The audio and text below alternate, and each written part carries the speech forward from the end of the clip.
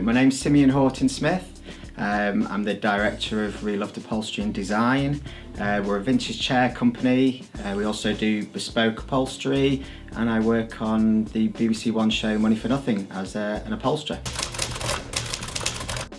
I've always been interested in interiors for a long time, for as long as I can remember really. And I've always been a bit of a have a go at, stripping chairs, chests of drawers. Even as a little kid, I kind of did that kind of taking things apart.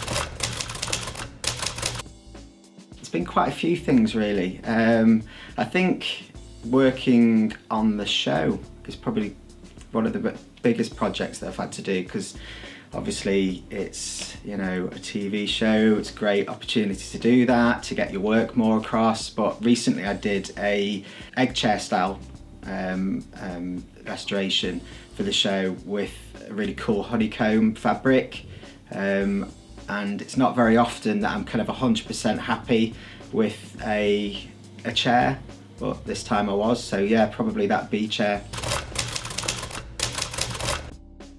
God, we find so much stuff down the back of the chairs, which is part of the fun of stripping a chair and finding the history of it. I don't know what we've found recently. I've not found loads of money, which would be nice, I guess. Maybe some old lady or something stuffed a load of money down the back of a chair. I've not found that yet. Oh God, this is a hard question actually. What's the most interesting thing? Okay, yeah, so the most interesting thing I've probably found recently in the last sort of 12 months was a dinner plate down the back of a chair. That's pretty interesting. How do you lose a dinner plate? Basically just have a go. Maybe find somewhere that does a local course. Be expecting hard work, quite strenuous work, a lot of elbow grease. Best way to do it really is just take a chair apart, keep all the bits that you've took apart, take pictures of when you're taking it apart, and then just try and piece them back together. It's not rocket science, it's just practice. We are just going to be starting some new courses. Initially, I'm going to be doing a cocktail chair course, which is my signature chair, which I've been working on for at least 3 or 4 years now.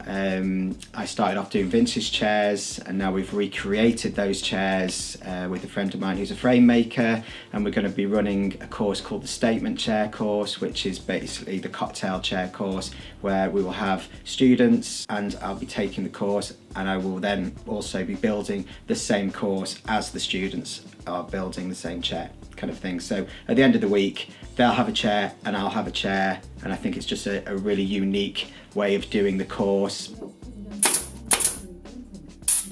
Yeah, well, I kind of wanted to do something after the MEN attack, but I didn't want to do your typical kind of cushion with a B on it. So I've been kind of trying to find something that was kind of a nod to that. And I came across this fabric that's basically a honeycomb fabric, and we've produced a Manchester worker bee cushion, and there's going to be 50 of them for We Are Manchester charity, and then we are going to re-release it at Christmas time for a homeless charity booth around the corner, and £10 of each cushion goes to whichever charity we're doing it for at the time. So it's kind of an exciting thing to do. Manchester worker bee cushion, that way up even. So yeah, it's a nice honeycomb effect on the front, and then we've got like a concealed zip here. We've got our normal hearts logo, if you can see that, and then on the back we've got the worker bee logo that you see all around Manchester, floors, lampposts, everywhere. So we put that on the cushion, and feather filled.